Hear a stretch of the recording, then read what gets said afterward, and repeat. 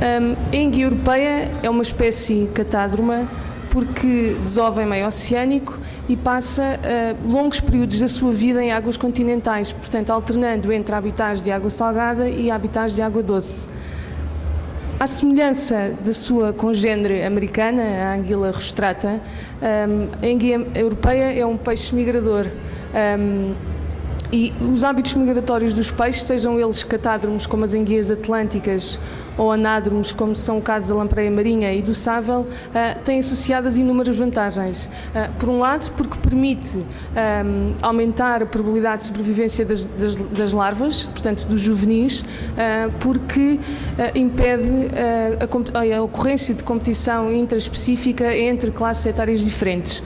Por outro lado, garante que cada fase do ciclo de vida ocorra no habitat que é mais adequado e isso maximiza a eficiência alimentar.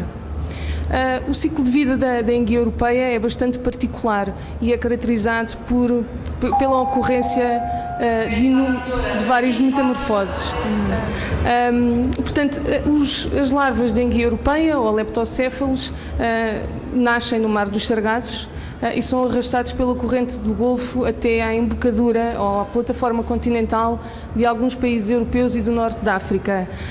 A primeira metamorfose corresponde à fase de meixão, que é uma enguia de aparência quase transparente e que não excede os 6 cm de comprimento. O início da migração para montante, mais para dentro dos rios anuncia o início da fase de vida em água doce e corresponde à fase amarela, caracterizada pela aquisição de pigmentos verdes e castanhos.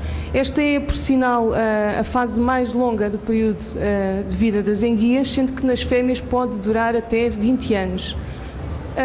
O prateamento ou silvering é caracterizado pelo clareamento ventral, pela expansão do globo ocular e pela maturação das gónadas. E isto é, no fundo, uma fase de preparação para a viagem até ao local de desova. Portanto, neste ponto, a enguia volta a fazer uma migração para jusante, voltando a penetrar em águas oceânicas. No que diz respeito à caracterização do território aqui analisado sobre a pesca desta espécie e que corresponde ao troço do rio compreendido entre Vila Franca de Xira e Chamusca, temos uma área com variadíssimas ocupações e usos do solo. E parece-me que é muito importante compreender a heterogeneidade geográfica para conseguirmos perceber quais são as condicionantes que estão associadas a esta pesca. O Rio Tejo é uma área em constante mudança e esta mudança tem alterações profundas, quer ao nível dos habitats, quer ao nível da ictiofauna. Aqui temos uma fotografia, uma vista aérea da parte do estuário do Tejo, onde vimos aqui a embocadura do rio. Conseguimos ver que é uma zona sujeita à elevada pressão antrópica, onde vimos um profuso tecido urbano industrial, mas parece que o fator de diluição nesta zona do estuário consegue conter as graves ameaças poluentes. O estuário é uma zona muito importante para a enguia porque funciona como porta de entrada e porta de saída. E conseguirmos garantir a qualidade ambiental desta zona pode ajudar-nos a garantir, a assegurar o sucesso reprodutivo da enguia de volta ao Mar dos Sargassos. Um pouco mais acima, na zona de Salvaterra e Benavente, conseguimos ver uma completa anulação das altitudes pela planície aluvial e onde a lesíria tem profunda influência nas práticas agrícolas. Aqui vimos que os núcleos urbanos tendem a aproximar-se do rio, mantendo sempre uma certa margem de segurança. Um pouco mais acima, entre a Ponte Rainha Dona Amélia, Muge e a Ponte Salgueiro Maia, em Santarém, temos um rio já mais diferente, mais meandrizado e já mais assoreado. Mais de perto conseguimos ver graves falhas ao nível da galeria ripícola ou maracha de salgueiros, como lhe chamam os pescadores do Tejo. Finalmente, na nossa última zona, situada entre Santarém e Chamusca, temos um rio quase seco, extremamente assoreado, e isto tem profundas implicações ao nível dos habitats e da pesca, porque todas aquelas zonas em que temos mochões que ocupam quase por inteiro o leito do rio, são as zonas mortas para a pesca, e isto tem profundas implicações, não só na dinâmica das populações piscícolas, como também na qualidade de vida das populações ribeirinhas da borda d'água. Outra grande ameaça é, portanto, a degradação do habitat, nomeadamente ao nível da destruição da galeria ripícola, da poluição, da contaminação aquícola, bem como na regularização artificial dos leitos. No fundo, este declínio da população tejana segue as tendências mundiais, mas se olharmos isto a um nível mais local, podemos compreender que tem profundas influências nestas matrizes culturais das comunidades ribeirinhas e pode comprometer toda a economia regional, que é mantida à conta da economia da pesca. No Tejo, o esforço de pesca sobre a enguia é moderadamente elevado, mas as capturas são bastante reduzidas. Os indivíduos capturados têm todos uma média de comprimentos acima dos 30 centímetros e isto indica-nos que realmente a biomassa potencialmente desovante, ou seja, as enguias que já vão na sua viagem para o local de desova, são o grande alvo da pesca. Se somarmos esta mortalidade à mortalidade do meixão, conseguimos ver que as enguias são capturadas nas fases-chave do seu ciclo de vida. Ficamos a saber que é um setor ineficiente, mas temos que nos perguntar, será ineficiente porque a condição do estoque é desfavorável ou porque os hábitos de pesca são inadequados? Sabemos que os hábitos de pesca são adequados e que, portanto, provavelmente a raiz destes problemas estará mesmo nos efetivos populacionais de enguia europeia no Tejo. Falando numa abordagem um pouco mais técnica, nós podemos desenhar alguns cenários para nos elucidar sobre este problema. E estes cenários são estruturados graficando o número de pescadores contra o número de capturas. Temos 3 cenários possíveis.